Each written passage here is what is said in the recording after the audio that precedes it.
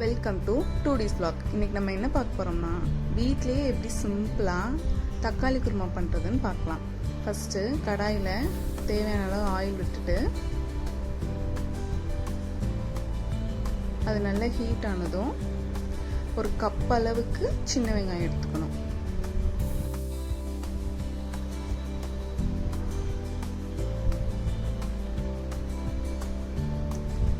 அதை நல்லா வதக்கி விடணும்.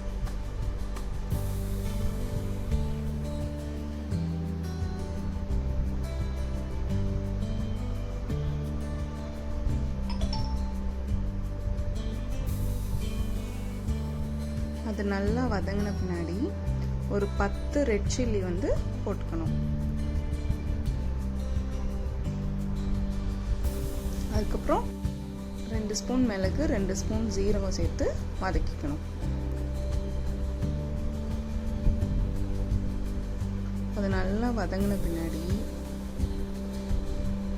ஒரு 4 டேபிள் ஸ்பூன் தனியா பவுடர் சேர்த்துக்கணும்.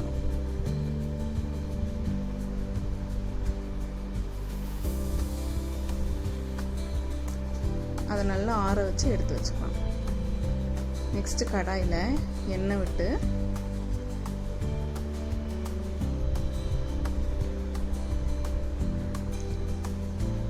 கடுகு போட்டுக்கலாம்.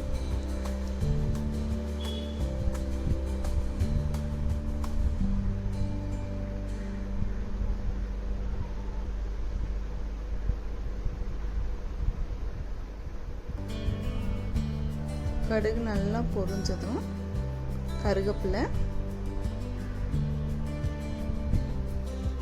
3 பெரிய சைஸ் தக்காளி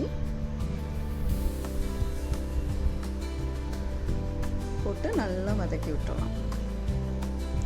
அதுக்கப்புறம் நம்ம ஆற வச்சிருக்கதோட தேங்காய் சேர்த்து அரைச்சு அந்த தக்காளி நல்லா வதங்கின பின்னாடி அதோட சேர்த்துக்கலாம். தேவையான அளவு வாட்டர் ஆட் பண்ணிக்கணும். நல்லா கிளறி விட்டுட்டு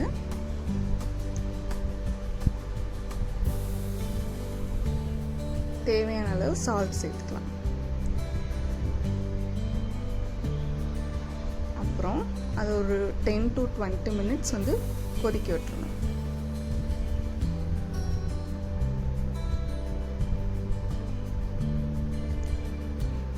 கொதிச்ச பின்னாடி ஃபைனலாக கொரியாண்டர் லீஃப் சேர்த்து சர்வ் பண்ணிடலாம்.